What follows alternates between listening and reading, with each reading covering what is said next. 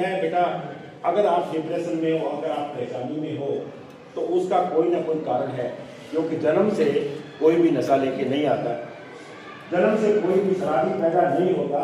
जो हुआ हमारे समाज में, उसमें कुछ ना कुछ तो गड़बड़ कर दिया।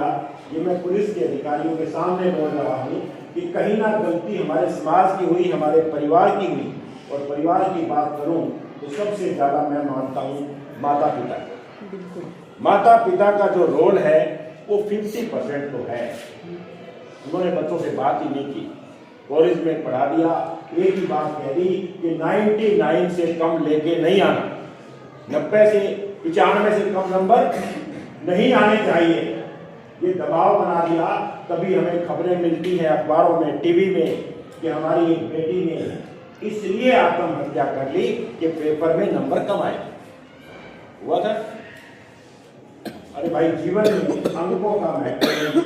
बेटा, जब मैं गोवा से गुजरात में मैंने एंटर किया और मैं सूरत पहुंचा तो मुझे पता लगा कि एक 22 साल का लड़का जिसका नाम सफीन हसन है, वो सबसे छोटी उम्र का एसपी बन गया।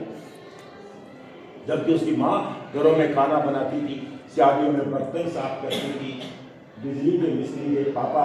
लेकिन उन सब कमियों के, उन अभावों के रहते हुए उस लड़के ने एक चीज सोच ली और 5वीं क्लास में सोच ली, तुम भी इस क्लास से बाहर जाने से पहले सोच लेना, यहां से उठो, उससे पहले एक टारगेट बना लेना, एक लक्ष्य बना लेना कि मुझे जीवन में करना क्या है।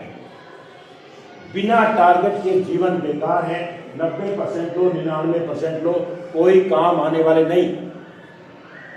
जीवन में आपका जो स्किल है, जो आपका कॉन्फिडेंस है, वो काम आएगा, उसके बिना कुछ होने वाला नहीं। तो आप तो काफी लेट हो। 5वीं क्लास में सफीन हसन से मैं मिलने गया और मैंने उनसे मिलने के लिए समुद्र पार किया। और जब मैं कहा कि सर मैं आपके लिए समुद्र पार करके आया हूँ, तो उन्होंने कहा वेलकम इन माई ऑफिस। तो उन्होंने कहा कि, मैंने कहा सर कोई ऐसी बात बताओ जो मैं बच्चों को बता सकूँ, मैं रोज कॉलेज में जाता हूँ, स्कूलों में जाता हूँ।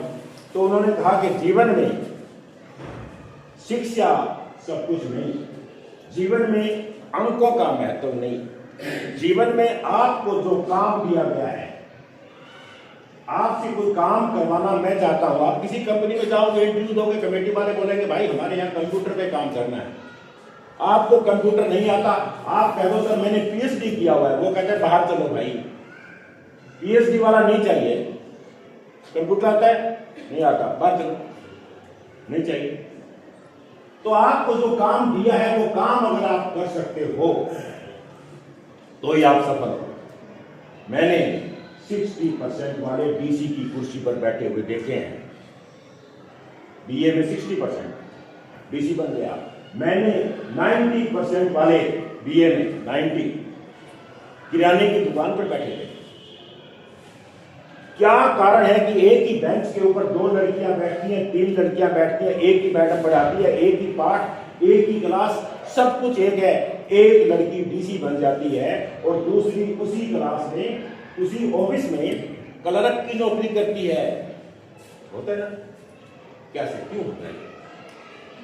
क्योंकि जो डीसी बनी थी उसने टारगेट बना लिया कि मुझे तो ये करना है, मुझे कोई रोक नहीं सकता। तो मैं इसीलिए बोला कि नशे पे नहीं बोलूंगा। एक लॉ ऑफ अट्रैक्शन होता है, आप सबने पढ़ा, मैडम ने बताया होगा कि जिस चीज के बारे में आप बहुत गहराई से सोचोगे, बहुत बार, दिन में 10 बार अगर सोचोगे नशा नशा नशा नशा, तो नशा आपको पकड़ लेगा। नोट कर लेना, नो, कभी नशा नहीं करना, नशे की बात नहीं, सोचना ही नहीं इसके बारे में। कोई भी बुराई है उसको पहले ही बोल दो नहीं चाहिए,